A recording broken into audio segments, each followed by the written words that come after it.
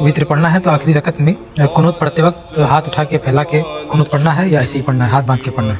तो देखिए कुनूत वित्र के बारे में हाथ उठाने के ताल्लुक से कोई सरीह रिवायत मौजूद नहीं है। जो रवायतें मिलती हैं वो कुनूत नाज़िला के बारे में, ये कुनूत नाज़िला में साहबे किराम हाथ उठा के दुआ करते थे, ये अहादीस में उसका सबूत मिलता है। लेकिन कुनूत वित्र में हाथ उठाने का कोई सबूत नहीं मिलता है। इसलिए जो लोग हाथ बांध कर ही कुनूत पढ़ते हैं तो उनका वो असल पर अमल करते हैं। कुनूत चूँकि ये रुकू से पहले है, कुनूत वित्र ये रुकू से पहले है, और रुकू से पहले की हालत और कैफियत हदीस में आ गई है कि वो हाथ बांध के खड़ा होना है।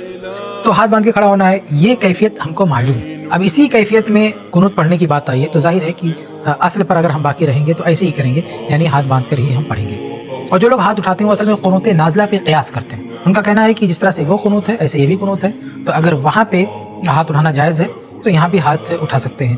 तो चूँकि दोनों कुनूत है इसलिए एक को दूसरे पे क़यास कर सकते हैं। कुनूत ना होता कुछ और मसला होता तो नहीं करते, लेकिन दोनों कुनूत है इसलिए क़यास कर सकते हैं। तो इस मामले में कोई तशद्दुद की बात नहीं है, जिसका दिल जिस पर मुतमईन हो वैसा करना चाहिए। लेकिन आवत और बेहतर बात ये है, उससे पहले अगर आप कुनूत पढ़ रहे हैं तो हाथ बांध के ऐसे ही पढ़ें, यही असल चीज़ है और यही कम से कम हमारी नज़र में यही बेहतर और यही मुनासिब। लेकिन अगर कोई दूसरे उलमा के फतावे की बुनियाद पर कुनूत में हाथ उठाता है तो उस पर भी बहुत ज़्यादा नकीर नहीं करना चाहिए, तशद्दुद नहीं करना चाहिए, क्योंकि वो भी एक कुनूत पे उसको क़यास करते हुए वैसा कर रहा है। और यहाँ पे जो आदमी है ये असल पे अमल कर रहा है। तो एक क़यास है एक तरफ असल है, किसी तरफ बहुत ही एकदम वाज़े और सरी खुलकर कोई वाज़े दलील नहीं है, इसलिए इसमें बहुत ज़्यादा तशद्दुद नहीं करना चाहिए।